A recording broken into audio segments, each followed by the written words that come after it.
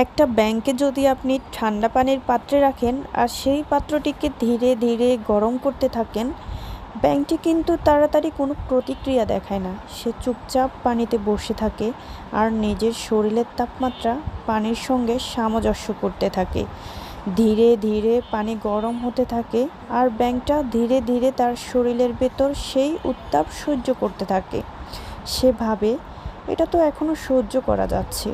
কিন্তু সমস্যা তখনই শুরু হয়, পানির তাপমাত্রা একসময় এত বেশি হয়ে যায় যে তখন আর সহ্য করা যায় না। ব্যাংক তখন বুঝতে পারে, এখন আমার লাফ দিয়ে বাঁচা দরকার। কিন্তু হায়, তখন তার শরীরে কোনো শক্তি অবশিষ্ট নেই, কারণ সে তার সমস্ত শক্তি খরচ করে ফেলেছে আগে তাপমাত্রাগুলো সহ্য করার জন্য। তাই সে চাইলেও আর লাফিয়ে বের হতে পারে না। ধীরে ধীরে সে পানিতে সেদ্ধ হয়ে মারা যায়। আপনি কি জানেন, ব্যাঙটা আসলে মারা যায়নি পানির তাপে, বরং মারা গেছে সময় মতো সিদ্ধান্ত না নিতে পারায়। এই গল্প আমাদের জীবনের সঙ্গেও হুবহু মিলে যায়। আমরা অনেক সময় একের পর এক অন্যায়, অবহেলা কিংবা কষ্ট সহ্য করতে থাকি। ভাবি, এখন না হয় মেনে নিচ্ছি, পরে কিছু একটা করব।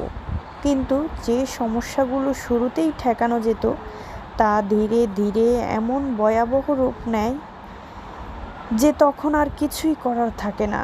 তখন আমাদের মনের শক্তিটাও থাকে না, সাহসটাও ক্ষয়ে যায়। তাই জীবনে কখনো এমন পর্যায়ে পৌঁছাবেন না যেখানে লাফ দেওয়ার মতো শক্তিটুকুও থাকবে না। সময় থাকতে নিজের অবস্থান পরিষ্কার করুন, প্রতিবাদ করুন, নিজের সম্মানকে রক্ষা করুন। না হলে একদিন হয়তো আপনিও সেই সেদ্ধ ব্যাঙ হয়ে যাবেন, যে বাঁচতে চেয়েও বাঁচতে পারল না। এটাই বাস্তবতা।